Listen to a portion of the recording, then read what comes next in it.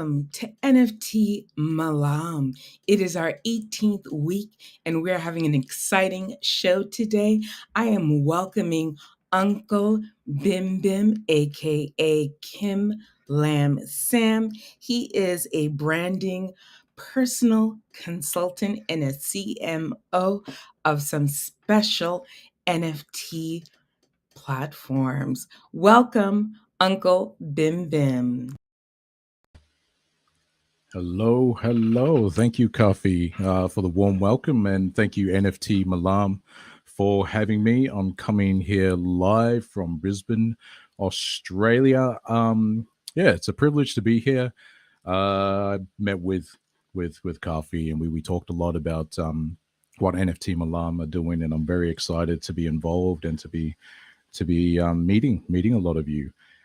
For me, there's a lot going on for Uncle Bim Bim. There's a lot going on in the Web3 space for me, and it was kind of hard to just pick one to talk about. So I wanted to touch on just me. I wanted you to get to know the man behind the business, and I'm a big firm believer in building good relationships and good friendships, and you do that by getting to know the person, not the business. So I'll give you a little bit of a rundown of who I am and some of the things that I'm working on. So yeah, Coffee, if you don't mind putting my slides up, that'll be fantastic. So my name is Uncle Bim Bim. You can also call me Kim Lam Sam. And yes, as I was mentioning to BK before, I am fourth generation Chinese. My great grandfather from Shanghai, but I'm from the islands, as you can tell by the lovely floral T-shirt. Oh, lost my slides, Coffee. Thank you, thank you, thank you. Um, I help people. I'm a brand and marketing consultant, focusing on personal branding at the moment. But that's the way I like to see things. I don't like helping companies. I like helping brands and companies understand the people they're trying to connect with, and I try and guide them so they can help those people that they represent. I also just love helping people in general. So I'm a content creator, and that's the journey that I'm on at the moment. I've just moved into Web3 full time, so I feel very blessed to have that opportunity. And right now it's about planting those seeds, nurturing those seeds, and building my own personal brand slowly, authentically, and you know, developing some really great relationships in the process. So, how do I help people? As a consultant, I help people answer these three questions: who are you helping? What do you need help with? And how can you help these people in a unique way? So that's a really important thing. I think it's solving common problems, but in a unique way, and that's where the creativity and the problem solving comes into it. But it all starts with understanding who you're helping. I think too many people rush forward to the shiny things. They're attracted by the shiny things. They want to do the next trend. The NFTs are hot. Let's just do an NFT project, but not once does anyone stop to ask who are we trying to help, and how do we do that effectively. So as a consultant, they're the types of questions I help people answer. As a content creator, I help people by creating or participating in projects that share these values, and that's fun, kind, honest, and respectful. And I'm not afraid to be myself. I love wearing my party shirts. I love my comic books, my toys. I love playing guitar. Um, I love Comic Sans, at least just for tonight. And it's being proud of who you are. I think Web3 is an opportunity to be more of who you are and not being ashamed of that. So anything really that's fun, kind, honest, and respectful, I'm all for it. I'd love to get involved and do more of that. So let's run through really quickly some of the things that I'm working on at the moment. BIMS. So this is an art project I started last week, and I plan on minting soon, maybe tomorrow, maybe the day after. I did it for fun. I was playing around with the iPad Pro, sketched out some of these little cute toys. Like I said, I love my Transformers and my toys. I was looking at my 1-year-old daughter running around. She's got the big head and the little body, and yeah, these reminded me of her, and these shirts are inspired by my closet full of party shirts and Hawaiian shirts. But what's really cool about this is that I've always wanted to have a streetwear label, and that's what the BIMS will be. It'll be a high end streetwear label, but it'll also be a social enterprise. I want to be able to help different organizations through the money that we can raise and through the platform that we can build. And what's really exciting about BIMS is that in Brisbane, so actually not too far from me, maybe about a 15-minute drive from where I live, is a sewing studio called Mantua, and we'll be supporting them. And what they do is they're a charity that supports refugee and migrant women who are trying to settle into Australia. And 100% of the profits that they make are reinvested to help educate and support these women. So a lot of these migrant women are just amazing seamstresses, and they're leveraging the skill sets that they have, giving them work so they can support their families. And I think it's a lovely way to be able to give back. On top of that, as well, with the fast fashion industry and the ecological impact of that, it's important to me that we do something that's local and ethical, and Mantua allows me to do that. So that's really what's behind the BIMS project. It's also an opportunity for me to connect with people and start to teach them personal branding. That's something that I'm passionate about, and I'm excited to talk to more people about that. Another project that I started, this I actually did this artwork quite a while ago, and then the project fell apart when the bear market hit. The team were sort of all scattered, and I was left with all the arts. And I created these little heads. They're inspired by Futurama. I don't know if you've seen Futurama. They're like these heads in the tank, and on top of these heads are like different scenes, different imaginations, different dreams, even. And I'm diagnosed with ADHD, and these scenes were kind of like the creative imaginations that were going on that couldn't be contained in the head anymore. So we I created this art, and they just sat there once the project fell apart. So I renamed it Jitters, and Jitters' mission is to raise awareness for adult ADHD, and we're doing some really great work connecting with some great businesses, and some of the money raised from the Jitters project, the NFT project, will go towards donating to some of these charities. And a big part of it is actually just building relationships and community with other adults with ADHD, whether they've been diagnosed or whether they're currently on that journey. I know when I was diagnosed late at the age of 37, and a lot of my life just finally made sense. There's a lot of things that I thought maybe I just wasn't as smart as someone else, or why wasn't I as committed, or why couldn't I focus in class? And there was a reason why it turned out. And it can feel it could be a bit of a lonely journey because you don't have people to talk to. What's it like when you first take your medication, and are you doing it right? What are some new habits that you could develop? So Jitters was birthed from my desire to help people like me who may be feeling alone.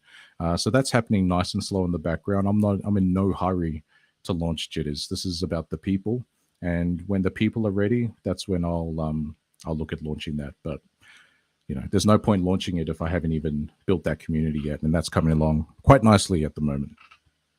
And lastly, and this is probably the one that's taken up a lot of my time, is a really cool project that I've recently been assigned as the chief marketing officer for. Is a fighting game called Fight Legends. Now, I grew up in South Auckland, and I don't know if any of you have been to South Auckland, but in the 80s and the 90s, it's still a rough place. It was a rough place then as well, but man, you're talking about the Chicago Bulls. You're talking about that sort of culture. You're talking about Nike. This is video games, Street Fighter, Mortal Kombat. That's in my soul. I grew up with that stuff, and I met the guys from Fight Legends, and they're in a position, again, because of the bear market. They had to slow down their burn rate and be a lot more wiser with their business decisions, and they needed some help with getting their branding and their marketing back on track. And we were a good fit. It's a brand that I'm passionate about, and I love what they're trying to build. They're trying to take fighting games like Street Fighter and take it to the next level. Really implementing the metaverse. We're going to be having the opportunity to do wagering, so you can walk around the metaverse, challenge someone to a fight, wager some fight token, so that we'll have our own in-game token, and and yeah, basically you enter into Fight City and you work your way up to be the champion of the league. It's going to be a lot of fun. They have actually done a lot of great work already. Uh, they were able to connect with Yoshiki Okamoto. He's one of the producers from Street Fighter 2. So he's one of the advisors on our team. Um, and right now, we're just trying to get those gears turning again, trying to get those gears turning and trying to get the a demo up and running so people can play it, but also just nurture that community. Really, the whole project was inspired by our CEO. He was a former fight promoter, an MMA promoter. And one thing we spoke about, like all of us have fighting backgrounds, we've all done some sort of martial arts. One thing we spoke about was that feeling when you walk into a fight gym for the first time and you're nervous, you feel like you don't belong. But once you get in, you realize that all walks of life are welcome in the gym. You know, they don't care about how tall you are, how short you are. They don't care about the color of your skin. They don't care about your occupation. They care about the effort that you put um, in that 1 hour that you're at the gym and the sense of camaraderie and support. And we wanted to create a metaverse environment that reflected that culture. And one thing I'm working on as the chief marketing officer is that we don't need a game, we don't need a metaverse to start expressing those brand values. We can start doing that in our Discord. We can start doing that in our private Facebook groups. Um, I think that's a lesson for a lot of brands is that you don't need fancy technology to be a good person and to connect with people. And that's the journey we're on at the moment. And I'm very excited for what comes next. I'd love to show you a little video that shows a bit of the gameplay and what we've developed so far. So if I can invite the lovely Kafi back on stage and to play this video, that'd be great.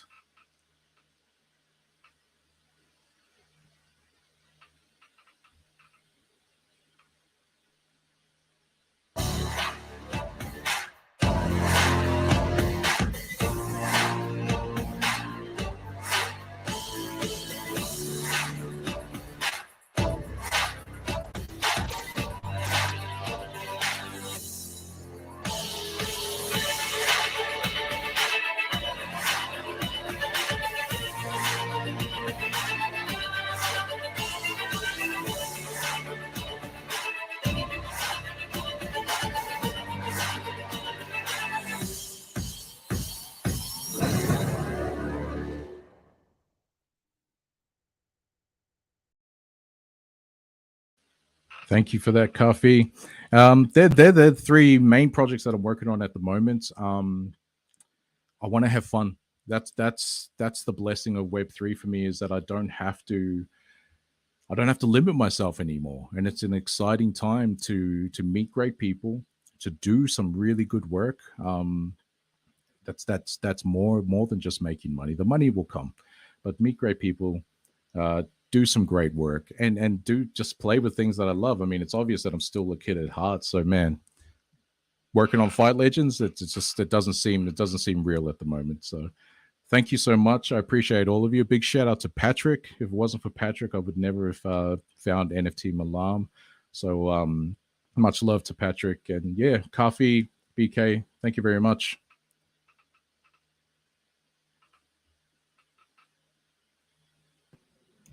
Uncle Bim Bim, thank you so much. We appreciate you. Appreciate you. Fantastic.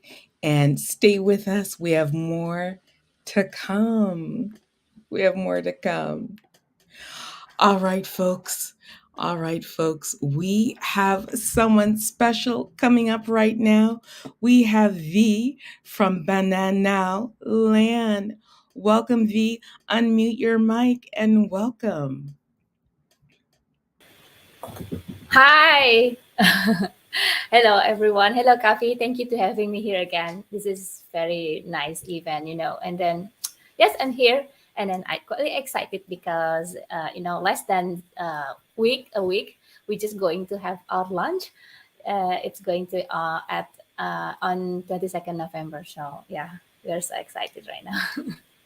So tell a little bit about your project. I'm going to bring up something special that you have prepared for us. Oh, yeah, that's great. Okay. My project is called Banana Land.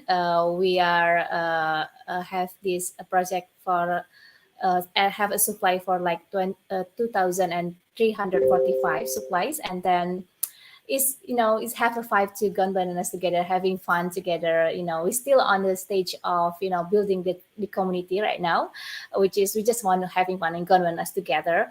But our big aim is actually in second phase. We're going to have some several products that have just like we're going to make the Web3 agency, Web3 academy, and then we're going to have also with Web3 media. So right now we're still building that, and then Banana Land is also come from the souls of ours, to embrace every moment in our life, because Gone Bananas just, cherish the moment, and because you deserve to have some fun in this life. So yeah, we have so much fun doing and building this project together. Me and my team just, put all the effort, all the energy, and the humble feeling in this project. So I hope you all can just, join our community.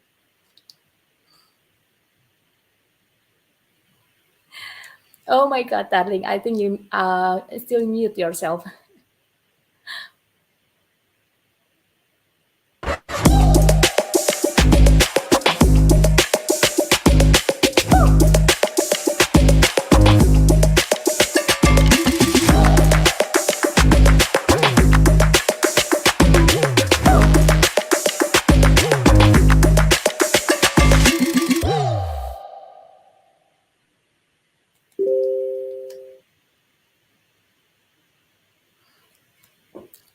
I think you have to unmute yourself. I do. I was overexcited.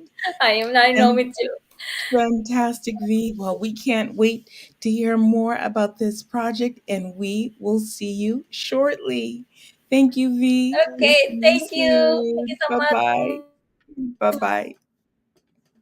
All right, people. Up next, all the way from the States, back in his homeland of Singapore, we have DJ Zero Sin, tech entrepreneur, musician, producer, and now record label owner. Welcome, DJ Zero Sin. Hey everybody. Um this is Z, aka DJ Zero Sin. I am from Massive Vibration Studios from San Francisco, California. I'm a music producer, and I'm honored to be asked to present on NFT Malam. I would like to thank BK Han, Sean McCulley, Mike Chua, and Coffee and D'Ambrosi. Um, so let me talk about why I'm here. Um, I am basically getting into, going back into my roots music. Um, I was a DJ back in the 90s. I um, was DJ in Tokyo, in Hawaii, and several other places.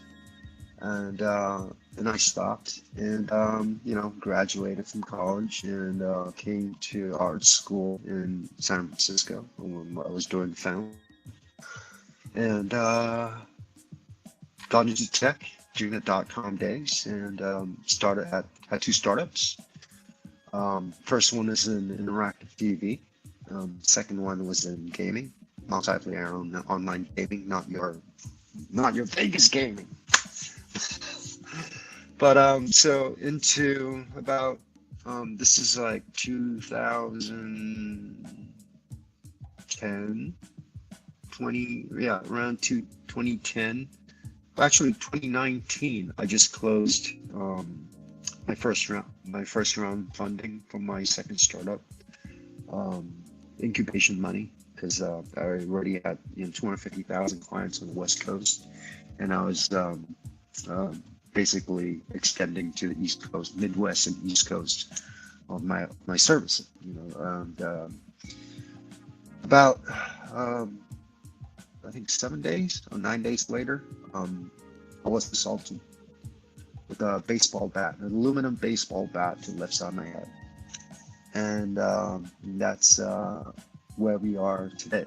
Um, I suffer from TBI, traumatic brain injury, and hyperacusis, which is super sensitive hearing. That's why I wear, you can see, I wear some noise canceling headphones.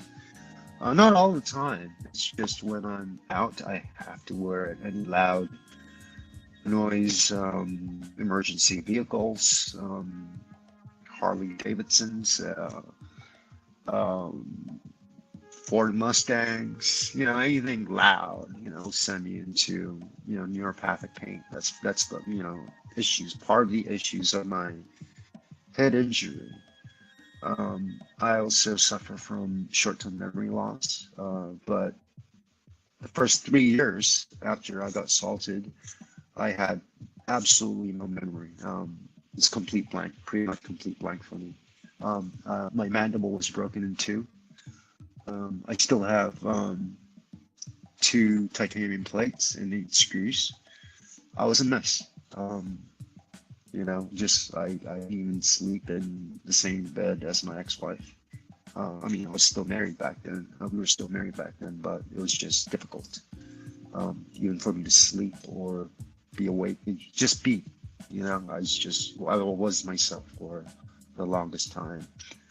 And of course, I went through lots of treatment and therapy, and also a lot of experimental stuff. How I got part of my memory back was actually going through hyperbaric oxygen therapy, where they put you in a glass tube and they compress um, uh, uh, oxygen and shoot it up into my brain, and that actually kickstarted some things in my brain. You know how plasticity the brain is. So all these neurons and synapses started reconnecting again for me. Building new connections in my brain, and this was 3 years later down the line, and suddenly, the flip switched, and I started to regain, little memories, but still my short-term memory was really bad. But here's the good thing, though. I retained all my knowledge from prior to the assault. So I retained all my tech knowledge, all my musical abilities, how to drive, how to surf. Although, my balance is not as good as it used to be, granted with a head injury. And I went through, like I said, a lot of experimental treatments. Just daily life was let's just say the last 12 years it's been really hard on my family, um, my ex-wife, my son, and they hung in there for me, and I could have 2 good days, and then I'd overdo myself because I think I'm normal, and I'll go downhill again, and I'll be in bed for 3 days. So it's been always like that, for the past 12 years, and I've been a prisoner of my own home. I couldn't leave my home because it's too loud outside for me. I couldn't be in a restaurant. I haven't been in a restaurant for 10 years, basically, because it's too loud. People talking, plates clanging, and just general, you wouldn't think about when life was normal. I couldn't do any of that, and recently this year I was put into this experimental treatment. It's called TMS, transcranial. Sorry, let me say it again. Transcranial magnetic resonance stimulation therapy. And what it is it's really high-powered magnetism focused to a certain part of the brain, which my injury is near my left side of my hippocampus, and they fired 60,000 high voltage, and directly in from my right side into my left hippocampus, And I did that for 2 weeks, 2 weeks on, 2 weeks off, 2 weeks on, 2 weeks off. And, I'm still waiting for my next round of treatment right currently. But that, again, triggered something else. It actually, I would say every few years, every 3 years, I get a little bit better, my a little bit more lucid. Um, but still, my bad days are still bad days. I'm still curled up in a ball of pain, and nothing in the world can stop that. It just does its thing until it lets up. And then this treatment, it started giving me longer good days. I could have up to 5, 6 good days now. And which is great. And I took this opportunity to, look into different things I could do, because that's what you can do is find something that would keep you going. And music was one of the things that kept me going, both listening and making music. And I feel, through all this thing, this period, I would like to also thank this group of specialists that helped me through, my process. Dr. Julian Motskin, Dr. Robert Brody, and Dr. Prashar Chavalka. They helped me and gave word, that this patient that needs help with this type of, his issues. So, one thing led to another, and I'm still, an experiment.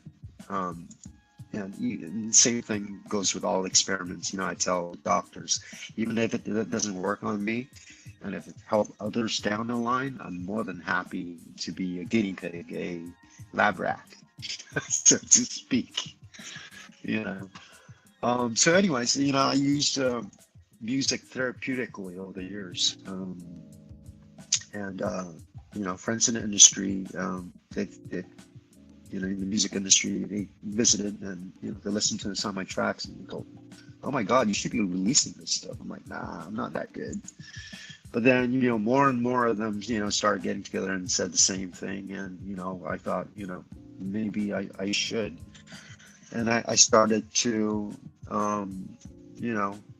put tracks together and updated my old stuff that I've produced over the last 2 decades with new sounds, with new equipment, and also producing new tracks for today. And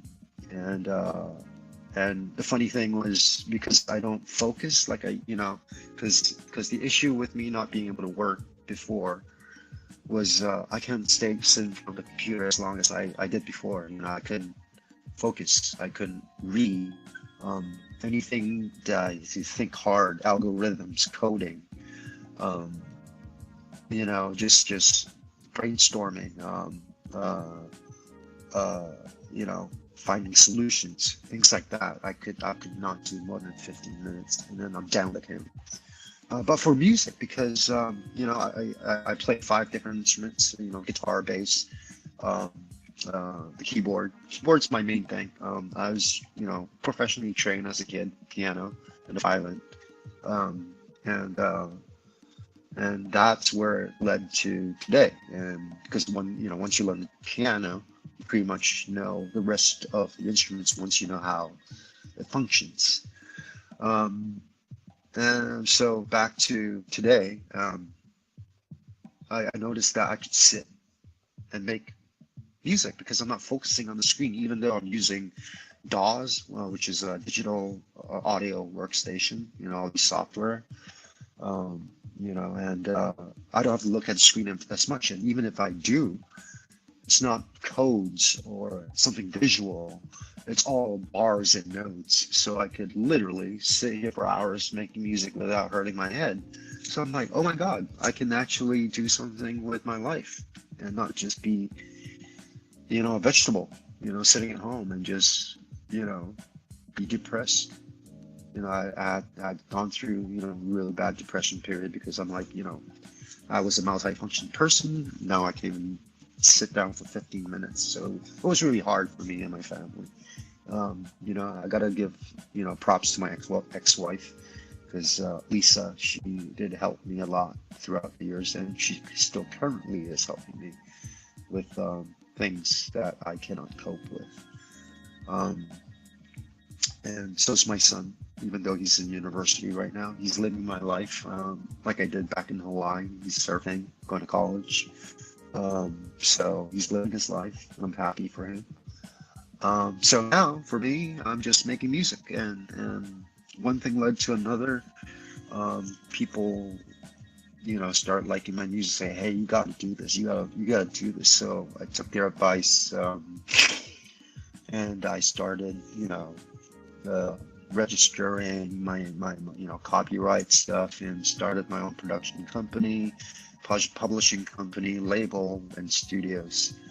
And that is where I'm today. The genre of music that I make, it's pretty wide. You know, it's basically EDM, but it's a very wide variety of EDM that includes deep house, soul house, tech house, down tempo, lo-fi electronica, and acid jazz lounge.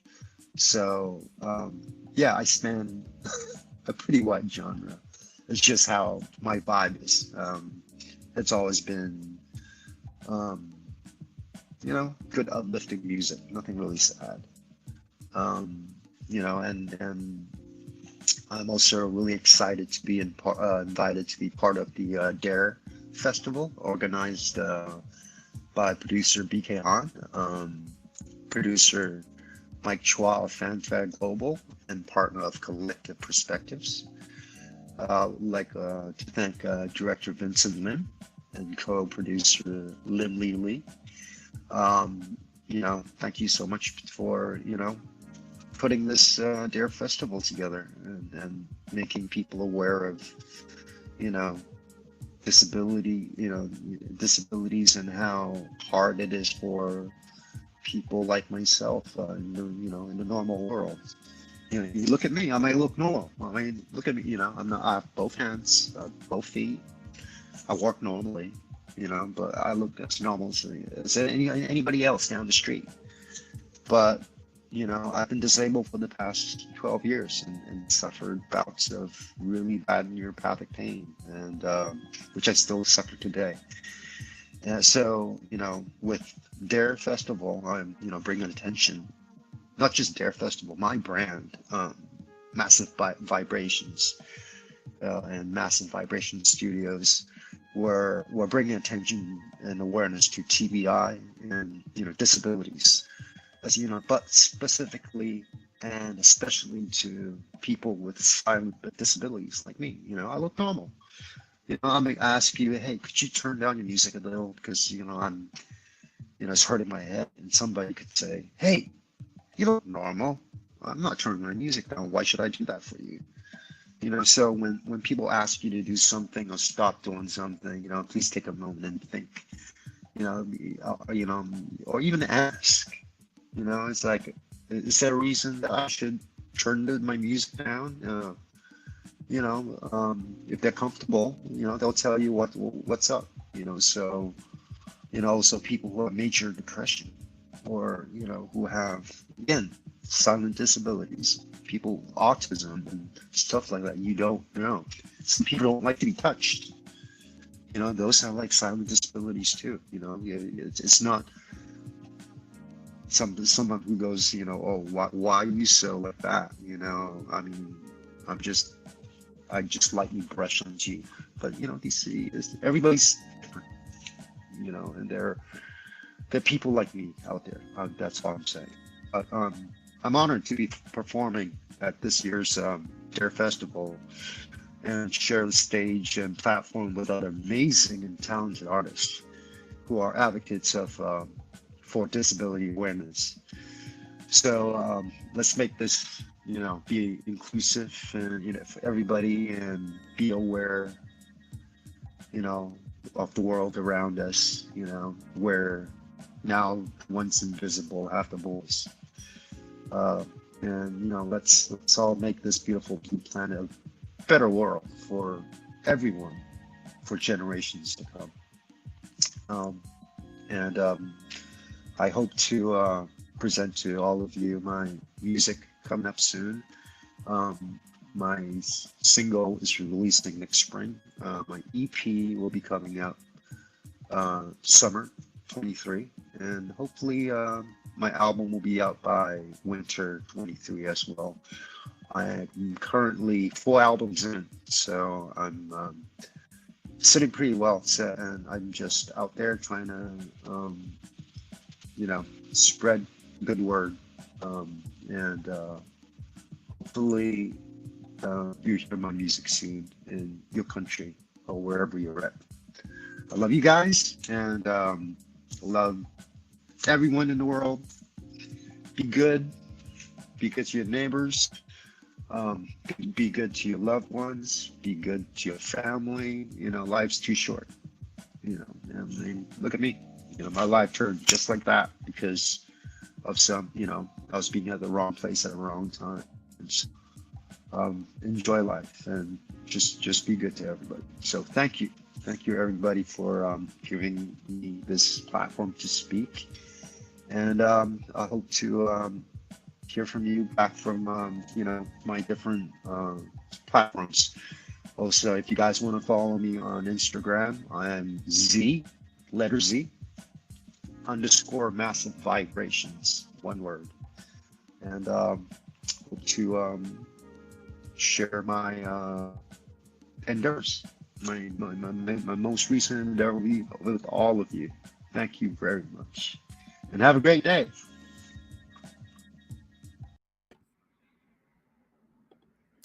Hello, everyone. That was DJ Zero Sin, and we have an amazing surprise for you. We actually have DJ Zero Sin in the studio with us today. Just let me load this. DJ Zero Sin, are you ready? Give me a thumbs up. Give me a mahalo. All right, come through. Speaking. What's up, everyone? How you doing? We Hey. got some live music coming on. All right, we're ready.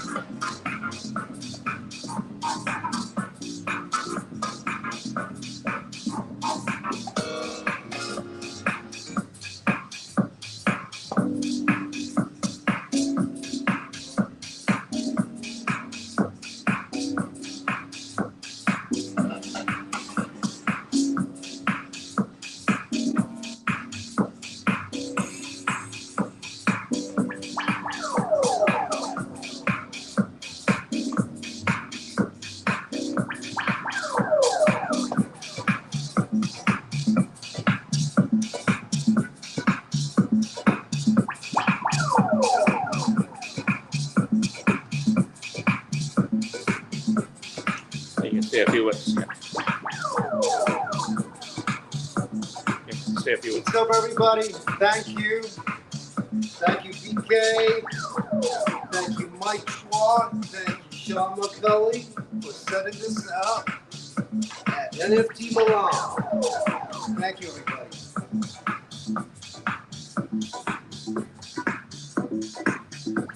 Okay, Coffee, back to you, Coffee. Well, this has been one for the books. Thank you, everyone. Thank you, V. Come through, V. We have Uncle Bim, Z come through, Z come through. Let's have everyone on the stage. Z, can you unmute your mic and come through on the screen? Let's have a collective. Hey, Z.